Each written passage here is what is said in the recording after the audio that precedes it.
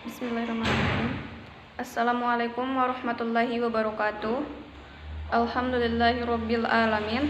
Wassalatu wassalamu ala asrafil anbiya'i wal mursalin sayyidina wa maulana Muhammadin wa ala alihi wa sahbihi ajmain, amma ba'd.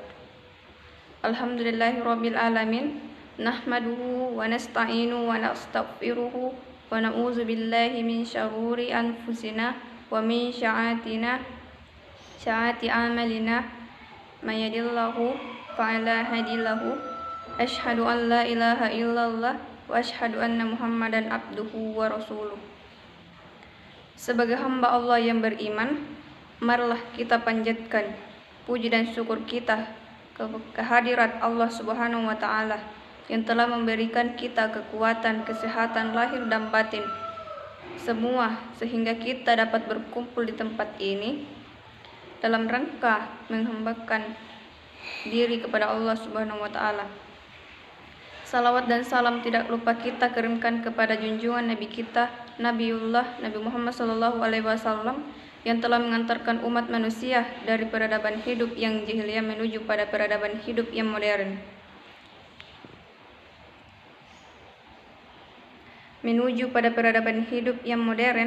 Yang penuh dengan kemajuan ilmu pengetahuan dan teknologi seperti yang kita rasakan pada saat ini. Semoga kita semua termasuk hambanya yang taat, yang berkehendak mendapatkan syafaatnya di hari akhir kelak. Perkenalkanlah, saya Nurul Muhlisa, kelas M92, Prodi PGSD Fakultas Ilmu Pendidikan Universitas Negeri Makassar. Pada kesempatan ini untuk menyampaikan topik yang berjudul bagaimana membumikan Islam di Indonesia. Islam pada suatu sisi dapat disebut sebagai hang tradition dan pada sisi lain disebut sebagai lawan tradition.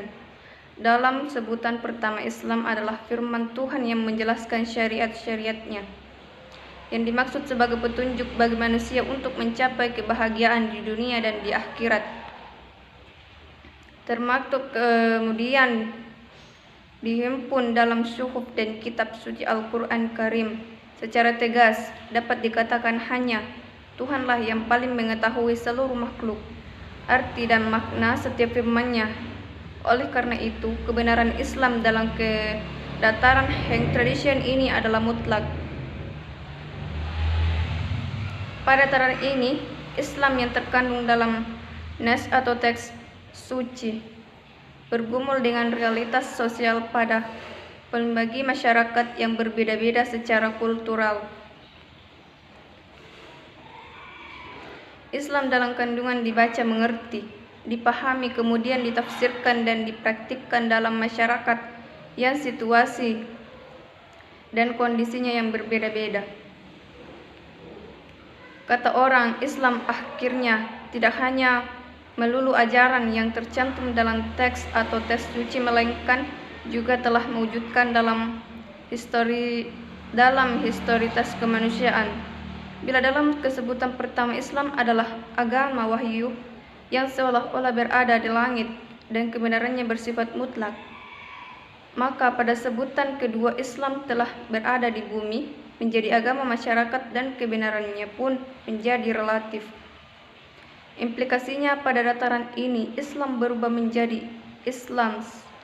Dalam ajaran Islam, wahyu Allah selain berbentuk tanda-tanda, ayat yang nirbahasa juga bermanifestasi dalam bentuk tanda-tanda atau ayat yang difirmankan. Untuk memudahkan pemahaman kita, bedakan antara istilah wahyu dengan W kecil dan wahyu dengan W besar. Wahyu dengan W kecil menyerangkan pada tanda-tanda, instruksi, arahan, nasihat, pelajaran, dan ketentuan Tuhan yang nirbahasa dan mewujud dalam alam semesta dan isinya, termasuk dinamika sosial budaya yang terjadi di dalamnya. Adapun wahyu dengan W besar menyerangkan pada tanda-tanda, instruksi, arahan, nasihat, pelajaran, dan ketentuan Tuhan yang difirmankan melalui utusan malaikat dan diakses secara khusus oleh orang-orang pilihan yang disebut sebagai nabi atau rasul. Meskipun kedua istilah ini sebenarnya dianggap sama, tapi tanda-tanda Tuhan di alam semesta ini ada yang dipahami secara sama pada sembarang waktu dan tempat. Sebaliknya, tanda-tanda Tuhan ada pula yang dibaca dan dipahami secara berbeda-beda. Karena perbedaan kadar kemampuan jiwa, nalar, rasa, dan fisik, menurut Sahrul dalam Al-Quran, Alkitab, tanda-tanda Tuhan yang ditangkap secara universal itu yang disebut dengan ayat-ayat muhkamat.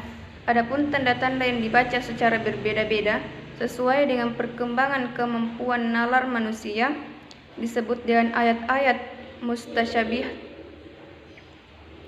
Ayat-ayat yang terdapat dalam semesta dengan pelbagai dinamika dalamnya dibagi dan dimaknai secara komprehensif oleh beberapa orang pilihan yang disebut dengan nabi atau rasul.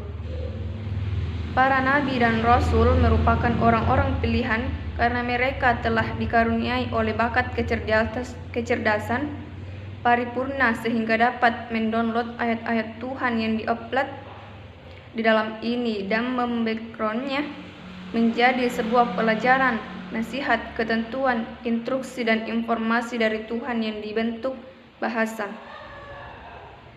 Ketika masih dalam bentuknya yang asli berupa alam yang tergentang, wahyu belum diidentifikasi sebagai suhuf ulah, kitab Ibrahim, Taurat, kitab Musa, Zabur, kitab Daud, Injil, kitab Isa, dan Al-Quran adalah kitab wahyu dengan W kecil sebagai ayat yang terbentang baru diidentifikasi sebagai sebutan manakala ia telah dipersepsi oleh para nabi dan rasul. Ketika ia dipersepsi oleh nabi berkebangsaan Yahudi, maka muncullah Taurat yang berbahasa Ibrani. Ketika ia dipersepsi oleh nabi yang berkebangsaan Arab, maka muncullah Al-Quran yang berbahasa Arab. Wahyu dengan W besar difirmankan untuk menjawab beberapa permasalahan yang tidak ditemukan jawabannya dalam tanda-tanda Tuhan yang terbentang untuk memotivasi manusia agar makin detail dalam membaca dan memahami alam yang terbentang sehingga ia memperoleh makna dari setiap fenomena di dalamnya. Wahyu Allah dengan W kecil pada mulanya bersifat universal dan historis sebagai tanda-tanda Tuhan yang terbentang. Keberadaan wahyu melintasi zaman, melintasi ruang. Namun ketika wahyu disebut didownload menjadi wahyu firman, maka ia berubah menjadi wahyu yang historis, yang menyejarah. Hal itu dikarenakan substansinya yang universal kini harus diwadahi dalam lokasi ekspresi. Begitu wahyu Allah dengan W kecil berubah menjadi wahyu firman, selanjutnya disebut firman saja, maka ia terikat dalam ruang ekspresi yang dibatasi oleh geografis dan ruang waktu. Ini merupakan babak awal terjadinya perbedaan corak pemahaman agama. Benar atau salah dalam berislam, tidak sepatutnya kita mencari benar atau salah dalam berislam, namun lebih baik adalah mencari cara berislam yang lebih tepat untuk sesuai dengan situasi kondisi yang melingkupinya. Penggunaan istilah tepat atau sesuai di sini menyarankan pada adanya variasi ekspresi beragama. Belum tentu ekspresi beragama yang tepat dan sesuai di tanah Arab sesuai dan tepat untuk diterapkan di Indonesia atau di Eropa. Belum tentu pula ekspresi beragama yang tepat dan sesuai untuk era klasik, sesuai dan tepat untuk era modern saat ini. Wanita di Arab memang lebih banyak memainkan peran domestik, sehingga ajaran Islam tentang penghormatan terhadap wanita diekspresikan dengan memposisikan wanita di rumah. Bahkan mereka dilarang untuk keluar rumah kecuali dengan mahramnya. Namun ajaran Islam yang sama bila diekspresikan di Indonesia dan negara-negara Eropa akan berbeda. Pada abad ke-19 dan awal abad ke-20, keterlibatan Indonesia dengan dunia Islam lainnya meningkatkan secara signifikan. Jumlah orang yang berhaji ke Mekah meningkat. Jumlah sarjana di Indonesia yang pergi ke Timur Tengah untuk belajar agama juga meningkatkan secara signifikan. Pada periode itu berkembang pemikiran revivalisme Islam dengan semangat mengembalikan kemurnian Islam untuk mengembalikan kejayaan umat Islam. Beberapa pelajar Islam di Indonesia yang belajar di Timur Tengah mengadopsi gagasan revivalisme ini, lalu membuat serangan kuat terhadap pemikiran keagamaan di Indonesia. Model keberagaman Islam di Indonesia yang sinkretis mendapat kecaman pedas dari kelompok ini. Menurut mereka, praktik keagamaan yang sinkretis membuat Islam kehilangan identitas keislaman yang murni dan terjerumus pada campur aduk antara Islam dan paganisme atau animisme dinamisme. Manifestasi ekstrem dan kelompok ini bahkan menolak setiap untuk persinggungan ajaran dalam ajaran Islam dengan unsur-unsur budaya yang tidak berasal dari Islam itu sendiri. Melalui perbumisasi Islam, kita diajari untuk menemukan keindahan Tuhan dalam berbagai kepingan identitas yang terbesar di dalam ini. Tujuannya hanya untuk menegaskan keesaan Allah Subhanahu wa Ta'ala. Manusia dengan pelbagai karakteristik dan ekspresi sosial budaya pada hakikatnya bersama-sama memainkan fungsinya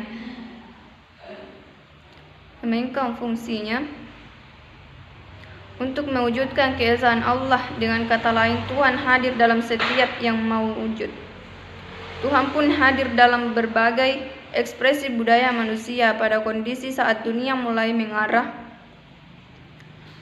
kepada peradaban global dan keterbukaan, makna ajaran agama perlu kembali dirujuk untuk ditransformasikan nilai-nilai leluhurnya sehingga dapat memunculkan sebuah pemahaman agama dan sikap keberagaman yang bebas dari fanatisme, sekretarian, dan lainnya.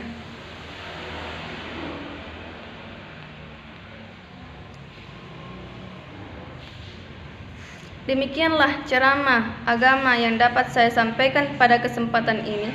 Semoga dapat bermanfaat bagi kita semua dan dapat kita aplikasikan dalam kehidupan sehari-hari. Lebih dan kurangnya mohon dimaafkan. Yang benar datangnya dari Allah Subhanahu wa Ta'ala yang Maha Esa.